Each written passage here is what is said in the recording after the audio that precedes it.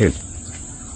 ಇದು ಕಾವೇರಿ ನದಿ. ಇಲ್ಲಿ ತಮಿಳುನಾಡಲ್ಲಿ ಇಲ್ಲಿ ಕಲ್ಲಣೆ ಗ್ರ್ಯಾಂಟ್ ಅಣೆಕಟ್ಟು ಕೇಳಿಬಿಟ್ಟಿದ್ದೀರಾ? ಇಲ್ಲಿ ಒಂದು ಸೆಪರೇಟ್ ಆಗುತ್ತೆ.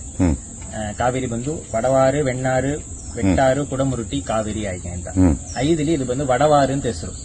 ಇದು ಕಾವೇರಿಯೋட ಒಂದು ಬ್ರಾಂಚ್. ಇಲ್ಲಿ ತಾನು ಬಂದು ರಾಯರಿಗೆ ಬಂದು ಸನ್ಯಾಸ ಸ್ವೀಕಾರ ಆಗತ್ತೆ. ಸನ್ಯಾಸ ಸ್ವೀಕಾರ ಆದ್ರೂ ಪಟ್ಟಾಭಿಷೇಕ ನಮ್ಮ ತಂಜಾವೂರು ಪ್ಯಾಲೇಸ್ ಅಲ್ಲಿ ಆಗತ್ತೆ.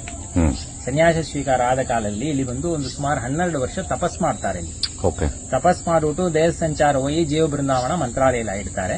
ಮಂತ್ರಾಲಯ ಆದ ಆಮೇಲೆ ಇಲ್ಲಿ ರಾಜನಿಯ ಕನಸಲಿ ಬಂದು ನಾನು ತಪಸ್ ಮಾಡಿದ ಜಾಗದಲ್ಲಿ ನಂಗೊಂದು ಬೃಂದಾವನ ಮಾಡು ಹಾಗೆ ಅಂತ ಕನಸಲಿ ಆಜ್ಞೆ ಆಗುತ್ತೆ. ಆ ರಾಜನಿಗೆ ಬಂದು ಎಲ್ಲಿ ಮಾಡೋದು, ಇದು ಕಾವೇರಿ ತೀರ, ಇದು ಸ್ವಲ್ಪ ಒಂದು 30-40 ಕಿಲೋಮೀಟರ್ ಹೋಗತ್ತೆ. ಅದ್ರಲ್ಲಿ ಎಲ್ಲಿ ಬಂದು ಅವನಿಗೆ ಬಂದು ಮಾಡೋದು ಹಂಗೆ ಅಂತ ಅವನಿಗೆ ಬಂದು ಗೊತ್ತಾಗೋದಿಲ್ಲ. ಅದಕ್ಕೆ ಮರುದಿನ ಬಂದು ಹೇಳ್ತಾರೆ, ನೀ ಬೆಳಿಗ್ಗೆ ಎದ್ದು ಹೋಗು, ನಿನ್ನ ಮುಂದೆ ಒಂದು ಸರ್ಪ ಹೋಗತ್ತೆ.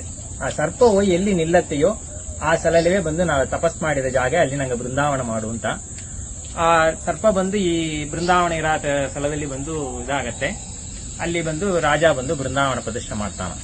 ಇದು ಬಂದು ಇವತ್ತು ಇಲ್ಲಿ ಬಂದು ರಾಯರು ತಪಸ್ ಮಾಡ್ತಾ ಇದ್ದಾರೆ. ಬೃಂದಾವನ ಮೇಲ್ಕಡೆ ಬಂದು ಓಪನ್ ಇದೆ, ಮಳೆ ಗಾಳಿ ಚಳಿ ಎಲ್ಲ ಅದರಿಂದ ತಪಸ್ ಮಾಡ್ತಾ ಇದ್ದಾರೆ. Thank you sir.